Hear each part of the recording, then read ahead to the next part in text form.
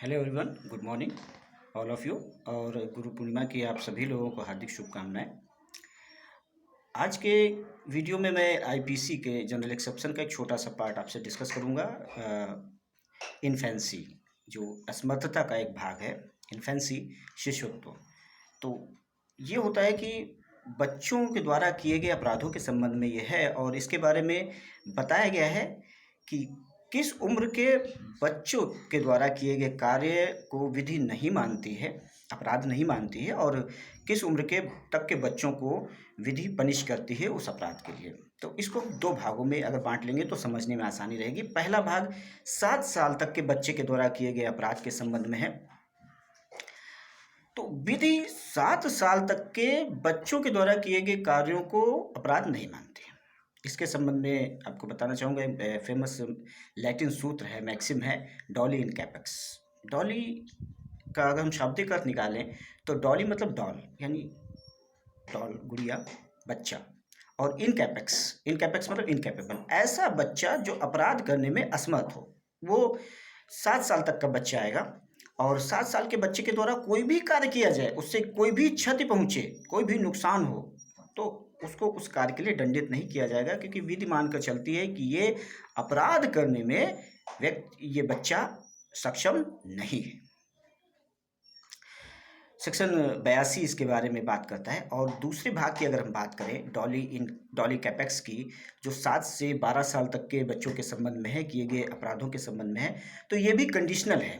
Conditional क्या है? इसमें मेंटल स्टेटस देखा जाता है, बच्चे की मेच्योरिटी देखी जाती है, माइंड की मेच्योरिटी देखी जाती है कि whether he is capable to understand the consequences and nature of that offence which he has committed और नॉट।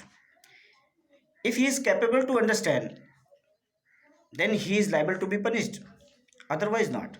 तो ये देखा जाएगा कि वो बच्चा, उसकी मानसिक स्थिति क्या है, मानसिक स्तर क्या है, मानसिक स्तर कि वो उस बात को समझ सकता है या नहीं समझ सकता है। अगर वो बच्चा उस बात को समझ सकता है तो उसको पनिश किया जाएगा, सजा दी जाएगी अकॉर्डिंग टू एज पर लॉ।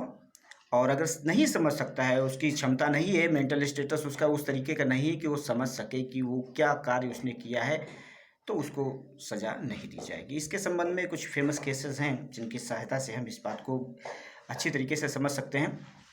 जैसे उल्ला महापात्रा का केस है, और मुसम्मा तेमोना, लखनी अग्रदननी, ये सारे जो लीडिंग केसेस हैं, थोड़ा बहुत इसके बारे में समझ सकते हैं। जैसे मुसम्मा तेमोना को समझे कि एक लड़की थी जिसकी उम्र 11 साल थी और वो विवाहित थी। बहुत पुराना केस है, प्रीवी काउंसिल के द्वारा। तो एक लड़की थी, उसकी उम्र 11 साल थी, और वो एक रात अपने पति को सुबह 3 बजे मारकर, जो बाहर आंगन में लेटा हुआ था, छिप गई खेतों में जाकर। दिन भर उसको ढूंढा जाता रहा, वो नहीं मिली। शाम के समय वो पकड़ में आई और उसके ऊपर मुकदमा चलाया गया। तो उसकी तरफ से ये बचाव लिया गया कि ये 12 साल से कम है और इसको इम्यूनिटी दी जानी चाहिए, इसको सज़ा नहीं दी जानी चाहिए।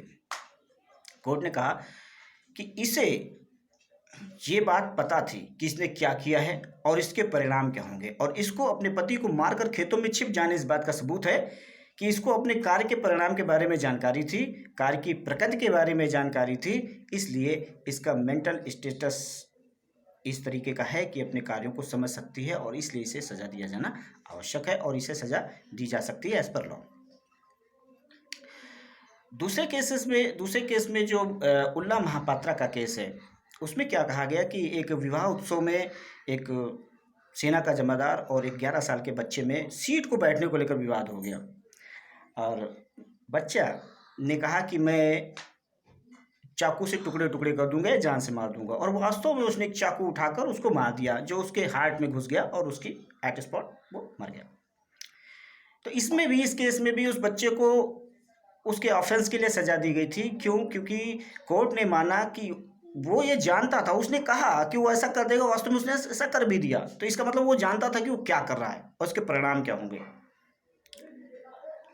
तो डॉली कैपेक्स और डॉली इन कैपेक्स सेक्शन 82 और डॉली कैपेक्स सेक्शन 83 जो शिशुत्व के बारे में बात करता है, बच्चों के द्वारा किए गए अपराधों के संबंध में बात करता है, तो उसको वर्गीकृत कर दिया गया है 7 साल तक, कोई अपराध नहीं। 7 से 12 साल तक कंडीशनल है, depends on the maturity of that person who has committed the crime. ठीक है, ठीक है, आज के लिए वीडियो में इतना ही, और बाकी नेक्स्ट वीडियो में एक टॉपिक के इंटरेस्टिंग टॉपिक के साथ फिर मिलेंगे। Thank you.